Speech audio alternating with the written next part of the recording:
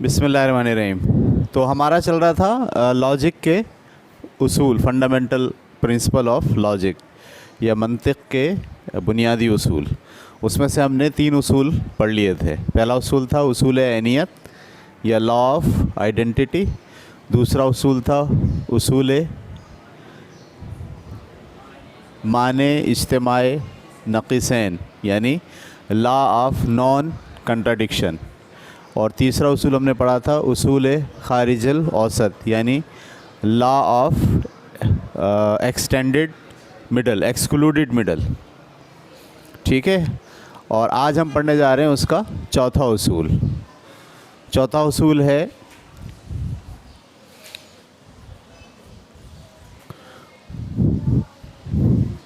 उसूल वजह काफ़ी। इंग्लिश में कहते हैं लॉ ऑफ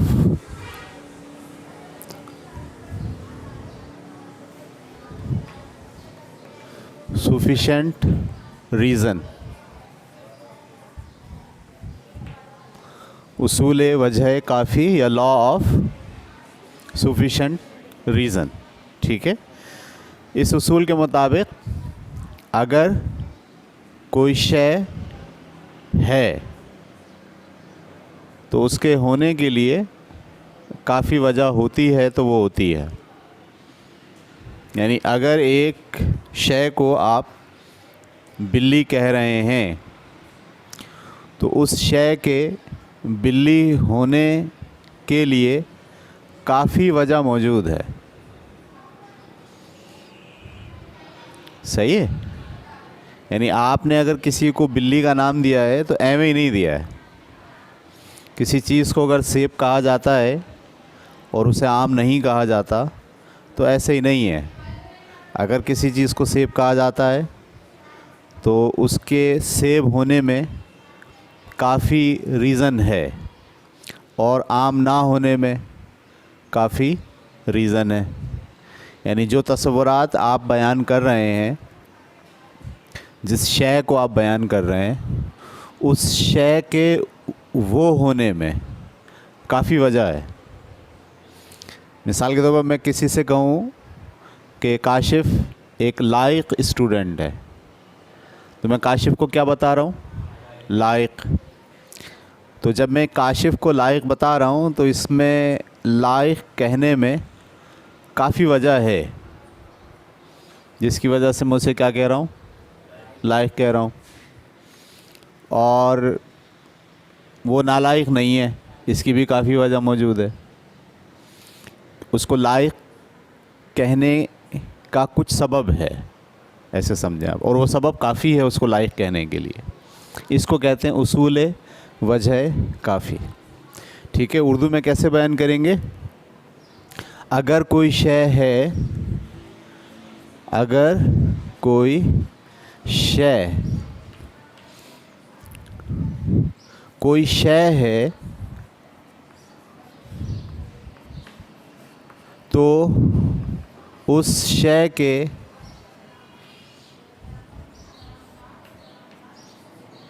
होने के लिए काफ़ी वजह मौजूद है।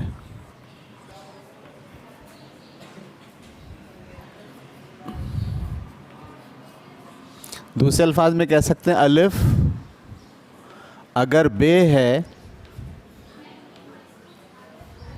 तो उसके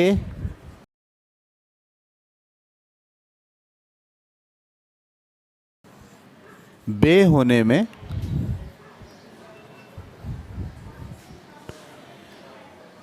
उसके बे होने की काफ़ी वजह मौजूद है। समझ में आ रही बात आपको? तो अगर अलिफ बे है तो उसके बे होने में काफ़ी वजह मौजूद है। समझ में आ रही बात आपको? यानी जब आप किसी चीज़ को बयान करते हैं तो वो चीज़ वो होने में जो जिसको बयान करें, मैं ऐसा ये कह रहा हूँ ये कुर्सी है, तो इसके कुर्सी होने की काफ़ी दलाइल मेरे पास मौजूद हैं, जो आप भी तस्लीम करेंगे और मैं भी, बैठने के काम आती है। सही है। हर चीज़ जो बैठने के काम आती है वो कुर्सी नहीं होती। ये कुर्सी है इसलिए कि 4 टांगें हैं इसकी, इसके 2 ऊपर हाथ रखने वाले हैं। तो काफ़ी चीज़ें हैं जिसकी बुनियाद पर इसे क्या कहा जा रहा है, कुर्सी कहा जा रहा है। यानी कोई आदमी अगर ये बोले नहीं ये तो कुर्सी नहीं है, ये तो टेबल है, तो किसी कुर्सी को टेबल कहा जा सकता है? नहीं। कुर्सी को अगर आप टेबल कहेंगे तो फिर आपको वजह बतानी पड़ेगी कि आप इसको क्यों टेबल कह रहे हो। तो हम बोलेंगे भाई इस कुर्सी को टेबल कहने की तो वजह काफ़ी नहीं है, लेकिन इस कुर्सी को कुर्सी कहने की काफ़ी वजह मौजूद है। तो ये तीसरा उसूल। चौथा उसूल बुनियादी तौर पर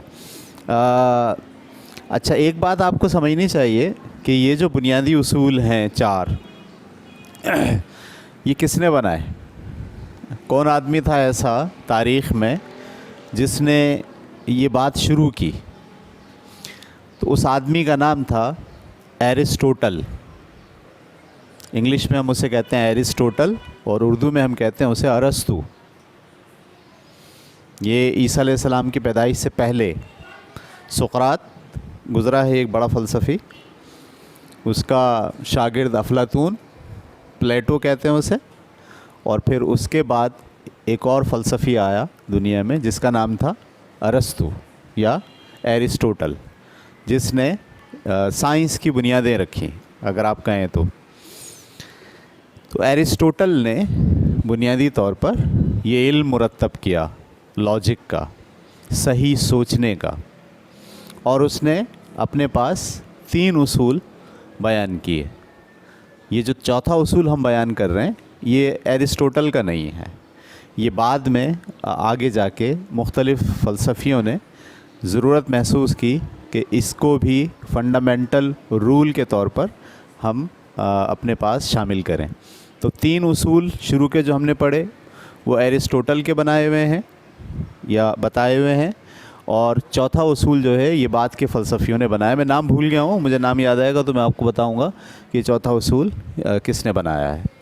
अच्छा, इसमें एक बात वो ये है कि अक्सर हम कहते हैं कि ये इत्तेफाक हो गया, वो इत्तेफाक से मर गया, कहते हैं ना, अचानक मर गया, इत्तेफाक से मर गया।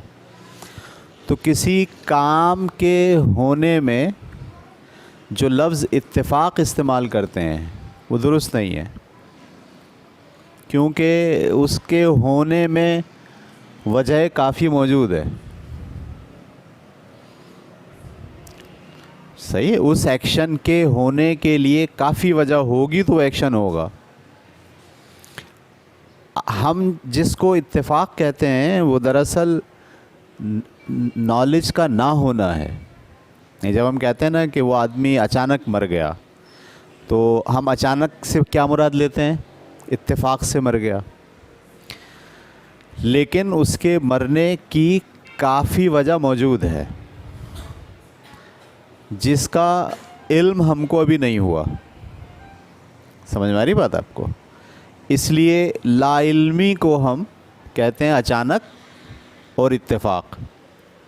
हकीकत में कोई काम ना अचानक होता है ना इत्तेफाक से होता है, बल्कि उसके होने के लिए काफ़ी दलाइल, काफ़ी वजूहात, काफ़ी काज एंड इफ़ेक्ट मौजूद होते हैं, तब वो अमल होता है। हमारे लिए वो इत्तेफाक क्यों होता है, हमारे लिए वो अचानक क्यों होता है, इसके पीछे क्या चीज़ होती है? लाइल्मी होती है, हमें पता नहीं होता उसकी वजूहात का, इसलिए हम कहते हैं कि ये चीज़ क्या हो गया, इत्तेफाक से हो गया। तो आपको ये बात याद रखना है, इत्तेफाक से कुछ नहीं होता। इत्तेफाक का मतलब सिर्फ़ और सिर्फ हमारी लाइल्मी है। दुनिया में जो कुछ हो रहा है उसके होने में काफ़ी वजह मौजूद है। सही, यानी अब आप जब दुनिया को और सोच को और अपने जुमलों पर जब आप गौर करेंगे तो आप ये नहीं कह सकते कि ये चीज़ ऐसी है बिला सबब।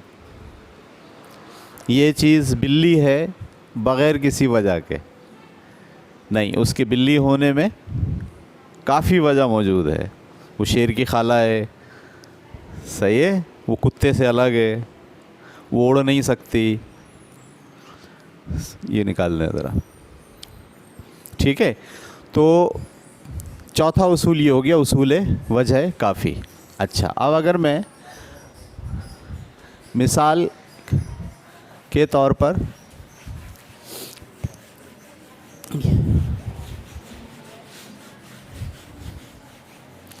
ये चारों उसूल यहाँ लिखूं। पहला उसूल क्या था?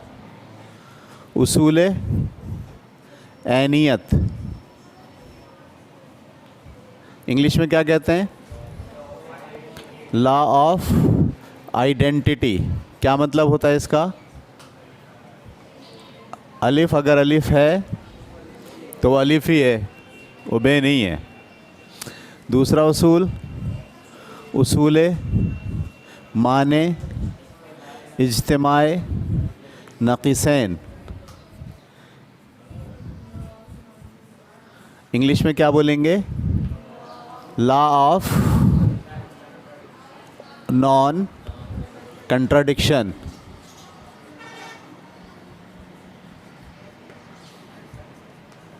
सही है, दो मुतनाक़िस सिफ़ात एक वक्त में एक शय में जमा नहीं हो सकती।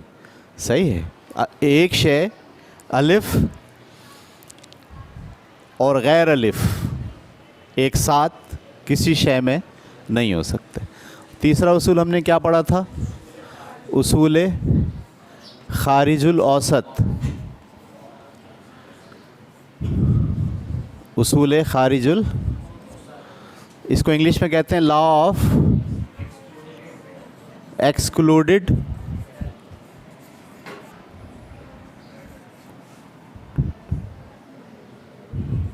Middle. Law of excluded middle, उसूल खारिजुल औसत। ये क्या कहता है कि अलिफ और गैर अलिफ में से कोई एक सिफत लाजमी शय में मौजूद होगी। वो कह रहा है दोनों एक साथ जमा नहीं हो सकती। ये क्या कह रहा है? एक लाजमी होगा। और चौथा उसूल हमने क्या पढ़ा? उसूल, आप ये क्या पढ़ा था हमने? उसूल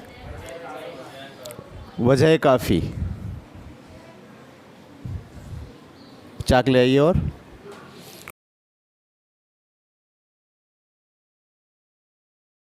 उसूल वजह काफ़ी, इंग्लिश में क्या बोलेंगे इसे? Law of sufficient reason.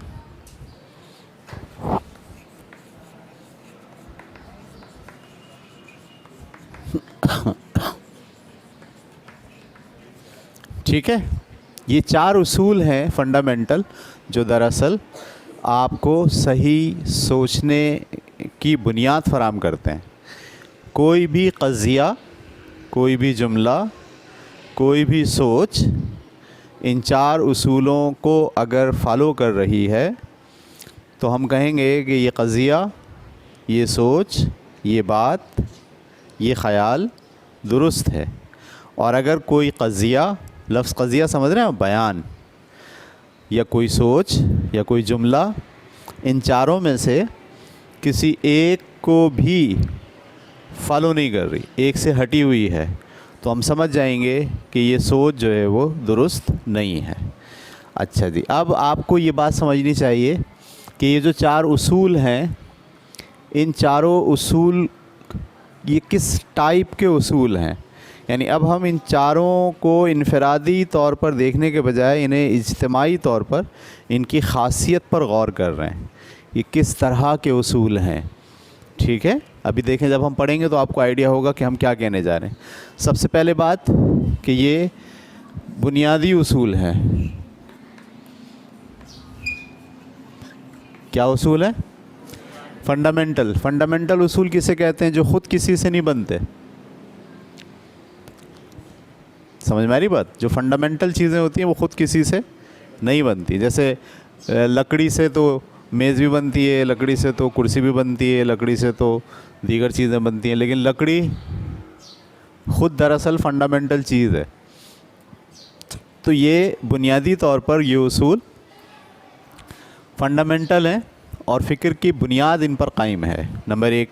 दूसरा, ये उसूल बदीही हैं। बदीही का क्या मतलब होता है? ये लफ्ज़ इस्तेमाल होगा बार बार। ये बात बदीही है। बदीही का मतलब होता है सेल्फ एविडेंट, यानी वो बात जिसको साबित करने के लिए बाहर से कोई दलील ना दी जाए, वो बात ख़ुद अपनी दलील हो। वो बात ख़ुद अपनी दलील हो। दूध सफ़ेद होता है, ये मैं बात बोली, दूध सफ़ेद होता है, उसको साबित करने की ज़रूरत है नहीं, ये ख़ुद अपनी दलील ख़ुद है। इसको बयान करने के लिए, इसे प्रूफ करने के लिए किसी मिसाल की, किसी दलील की ज़रूरत नहीं होती है। तो जिस बात को बयान करने के लिए और समझने के लिए किसी बैरूनी दलील की और मिसाल की ज़रूरत ना हो, उस बात को क्या कहते हैं? बदीही। तो ये जो क़वानीन हैं, ये जो उसूल हैं, इनको प्रूफ करने की ज़रूरत नहीं है। इनको बाहर से आप साबित करने की कोशिश नहीं करते, क्योंकि ये ख़ुद अपनी दलील आप हैं। जिन चीज़ों की दलील ख़ुद वो ही होते हैं, ठीक है, उसे आप क्या कहते हैं? बदीही, और इंग्लिश में कहते हैं सेल्फ एविडेंट। तो ये सारे उसूल दरअसल सेल्फ एविडेंट हैं, ठीक है जी। और नंबर 3, ये उसूल ज़रूरी हैं।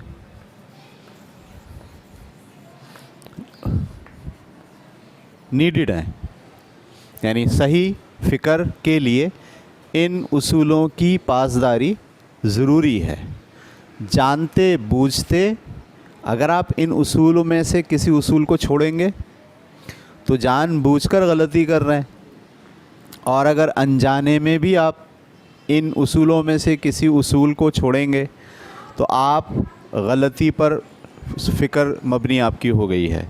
इसलिए हम कह रहे हैं कि सही फ़िक्र की दुनिया में ये उसूल ज़रूरी होते हैं कि इन्हें फ़ॉलो किया जाए। तो ये उसूल बुनियादी हैं, फंडामेंटल हैं। नंबर 2, ये बदीही हैं, यानी इनको आप ख़ुद से ही प्रूफ करेंगे, ये किसी दूसरी चीज़ से प्रूफ नहीं होते। और नंबर 3, ये ज़रूरी हैं, इनके बग़ैर सही फ़िक्र सोची नहीं जा सकती। और चौथा उसूल, ये सूरी हैं। सूरी का मतलब होता है फार्मल।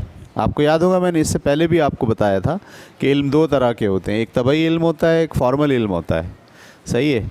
कुछ क़वानीन भी 2 तरह के मैंने आपको बताए थे। एक क़वानीन कहलाते थे मायारी क़वानीन और एक कहलाते थे तबई क़वानीन। मायारी क़वानीन क्या होते हैं?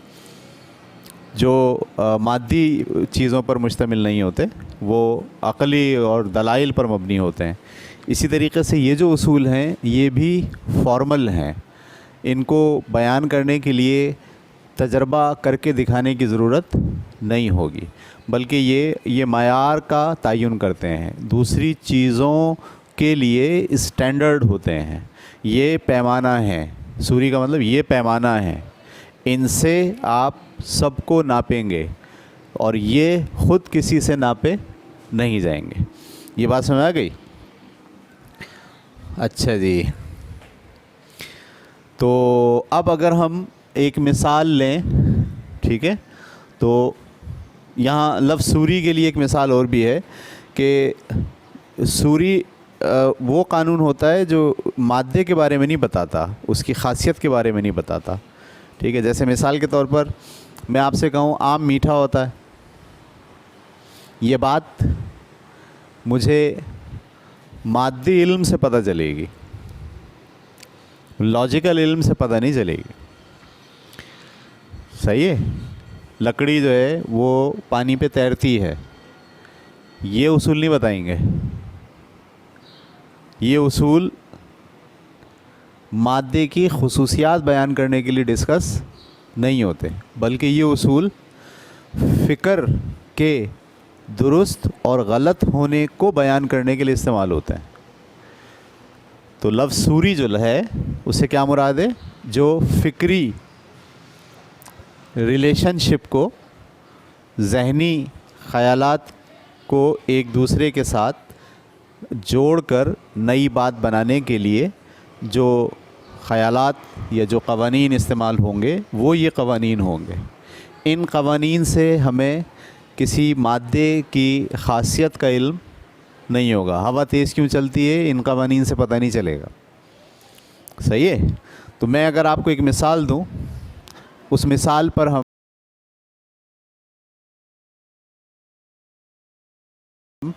ये चारों उसूल लगाते हैं। ठीक है? मिसाल के तौर पर आम तुर्श होता है। तुर्श का मतलब समझते हैं आप? यानी जब आप आम को खाते हैं तो वो शहद की तरह मीठा नहीं होता, हल्का सा खट्टा भी होता है।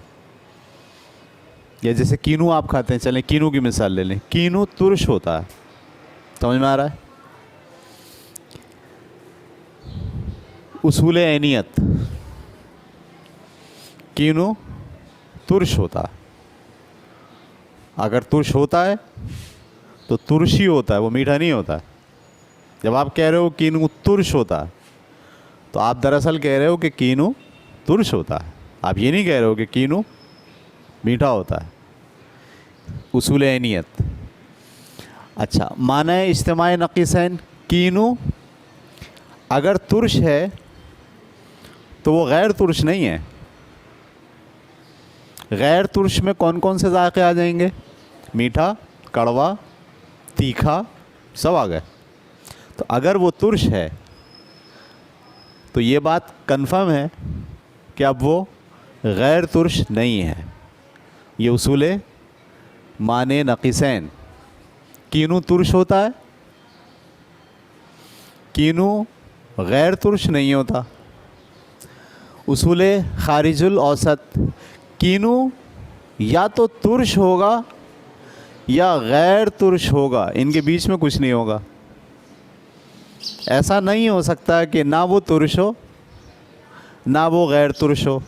ऐसा कभी भी, दोनों में से कोई एक ख़ासियत उसमें या तो वो तुर्श होगा या फिर वो गैर तुर्श होगा।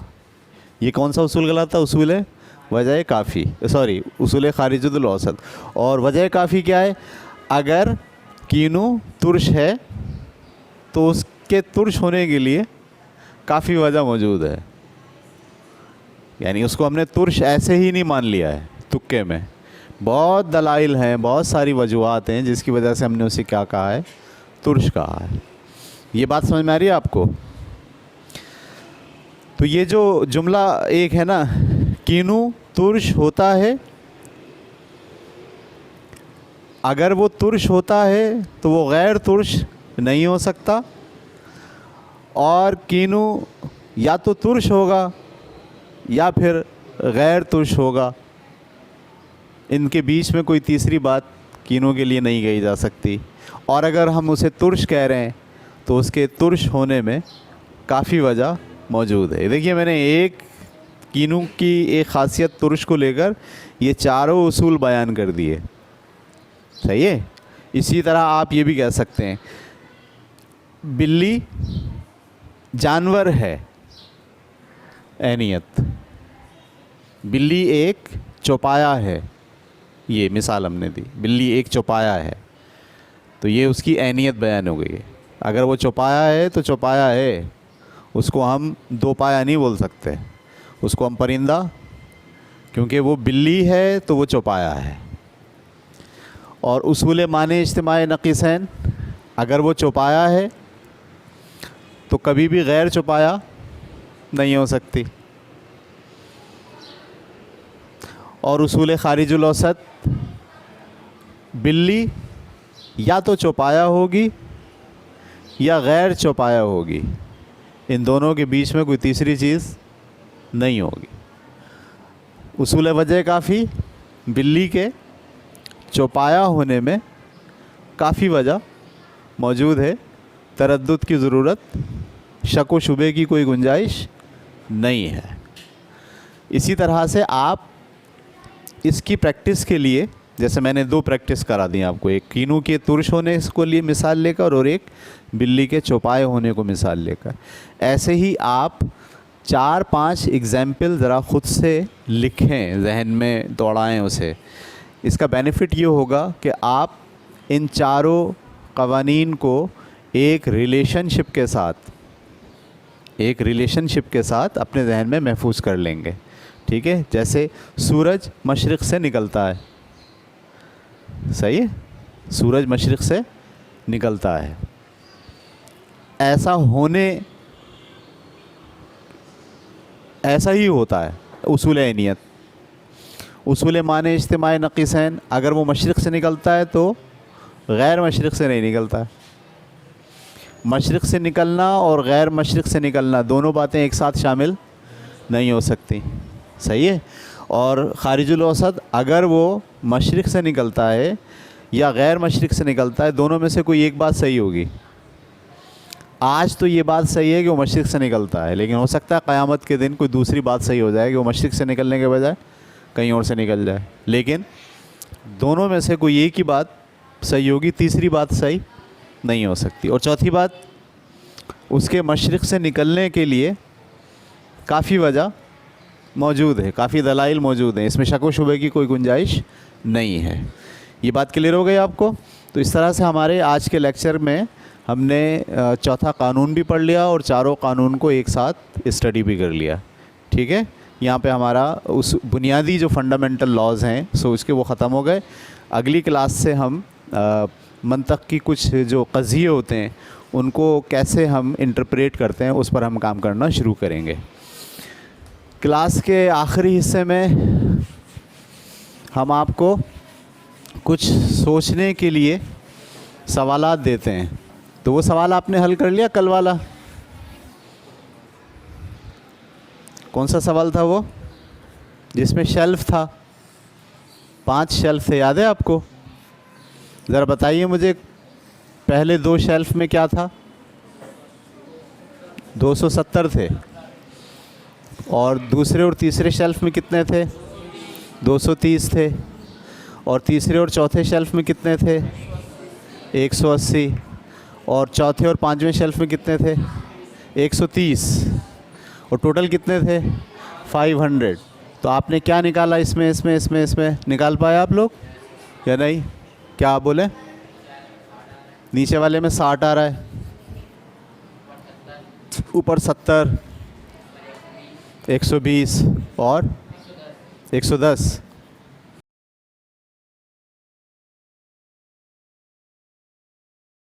और 120 और 150। तो 6 और 70 मिलके 130 हो रहे हैं, जी हाँ। उसके बाद 110 और 70 मिलके 180 हो रहे हैं, जी हाँ। और 110 और 120 मिलके 230 हो रहे हैं, जी हाँ। और 230 120 और 150 मिलके 270 हो रहे हैं, जी हाँ। Very good. कैसे निकाला आपने ये? नीचे से निकालना शुरू करा। वैसे बहुत आसान है ये, अगर आप थोड़ा सा दिमाग लगाएंगे, थोड़ा सा सोचेंगे तो आपको समझ में आ जाएगा। ये चारों दिख रहे हैं आपको मुसलसल, इन दोनों में कितने? इन दोनों में कितने? तो यहाँ से लेके यहाँ तक में इन चारों में ये हैं 230 और 130 कितने होते हैं? 360। 230 और 130 कितने होते हैं? इसका मतलब इसमें मिलकर कितने हैं? 360 हैं। टोटल कितने थे? 500। 360 अगर यहाँ आ गए तो यहाँ कितने आ गए? 140। यहाँ कितने आ गए? आसान बात है, मुश्किल बात है? अब अगर यहाँ 140 हैं और ये दोनों मिलके 270 हो रहे हैं, तो यहाँ पे कितने हैं? और 130 है और ये दोनों मिलके कितने हो रहे हैं? 230 हो रहे हैं। तो यहाँ कितने आएंगे? 100। और अगर यहाँ 100 हैं और ये दोनों मिलके कितने हो रहे हैं? 180। तो यहाँ कितने आएंगे? और अगर यहाँ 80 है तो यहाँ 130 है, तो यहाँ कितने आएंगे 50। जमा कर लीजिए 0 0 0 0 0, 4 और 3 7, 7 और 8 15 और 5 20 के 0 हासिल लगे 2, 2 और 1 3, 3 और 1 4, 4 और 1 5। तो देखिए ये भी उसी किसी और नतीजे पे पहुंच के भी सही पहुंचे, और हम जिस नतीजे पे पहुंचे वहाँ पे भी सही पहुंचे। तो ऐसा भी हो सकता है और ऐसा भी हो सकता है। तो ऐसा सोचना कितना आसान था या मुश्किल था? बहुत आसान था ना भाई। ये जो चार चीज़ें हैं चारों लगातार दिख रही हैं आपको, तो ये जो या यहाँ से शुरू करते हैं, अब ये चारों लगातार दिख रहे हैं आपको, तो ये 270 और 180 को जमा कर लेते तो 4 में ये आ जाता, बाकी जो बचता वो 50 होता। तो ये सवाल इस तरह से हल होना था। चलिए अब आज के लिए सवाल ले लीजिए। आज का सवाल आपके पास ये है कि 2, 4 और 6 को यूज़ करके 3 डिजिट्स नंबर बनाने। 2, 4 और 6 को इस्तेमाल करके क्या करने? 3 डिजिट्स नंबर बनाने। 3 डिजिट्स का मतलब होता है जैसे 246, जैसे 624, इन्हीं को इस्तेमाल करके। क्लियर हो गई बात आपको? और जितने नंबर बने उनको ऑर्डर में लिखना है। ऑर्डर का मतलब पहले छोटा, फिर बड़ा, फिर बड़ा, फिर बड़ा, फिर बड़ा। सवाल समझ में आ गया? 3 नंबर्स हैं, इन नंबर्स को यूज़ करके 3 डिजिट नंबर बनाना है। और जब वो नंबर बन जाएं तो फिर क्या करना है? इसमें 3 डिजिट में ये नहीं आ सकता, यानी रिपीटेशन की गुंजाइश नहीं है। 244 नहीं आ सकता, 666 नहीं आ सकता। सही है? यानी मैं आपसे कह रहा हूँ इन 3 नंबर्स को इस्तेमाल करके, इन 3 डिजिट्स को इस्तेमाल करके 3 डिजिट्स के ऐसे नंबर बनाने हैं जिसमें कोई भी नंबर रिपीट नहीं होगा। वो कितने नंबर बनेंगे एक तो ये आपको बताने हैं, और उनको फिर किस में लिखना है? ऑर्डर में लिखना है। ये समझ में आ गया सवाल? आसान था, मुश्किल था? दूसरा सवाल जो आपको करना है, 1 से लेके 10 तक की गिनती को जमा करना है। 1 से लेके 10, 4, 10, इसको आपस में क्या करना है? ऐड करना है। आसान काम है, मुश्किल काम है? बहुत आसान काम है। लेकिन सेकंड मेथड आपको तलाश करना है कि इसको ऐड करने का क्या कोई पैटर्न हो सकता है। इसको ऐड करने का क्या कोई पैटर्न हो सकता है? एक तो सिंपल ऐड करेंगे, 10 और 9 19, 19 और 8 ऐसे जमा कर लेंगे। और एक ये कि इसको ऐसे जमा नहीं करना है, बल्कि आपको इन नंबर्स को देखकर कोई अनोखा तरीक़ा बताना है उनको जमा करने का। और इन नंबर्स में क्या कोई पैटर्न चल रहा है, एक जैसा पन चल रहा है जमा करने के सिलसिले में, ये आपको बताना है। 2 सवाल हो गए। पहला सवाल 2, 4 और 6 को इस्तेमाल करके 3 डिजिट्स नंबर बनाने, वो नंबर में कोई भी डिजिट रिपीट नहीं होगा, और बनाने के बाद उन्हें तरतीब से लिखना है। पहला सवाल। और दूसरा सवाल 1 से लेके 10 तक के नंबर्स को प्लस करना है, और प्लस करने के दौरान आपको देखना है कि क्या कोई पैटर्न यहाँ पर लागू हो सकता है। कल हम इसका दोनों का जवाब भी आपको कल देंगे। ओके, अल्लाह हाफ़िज़।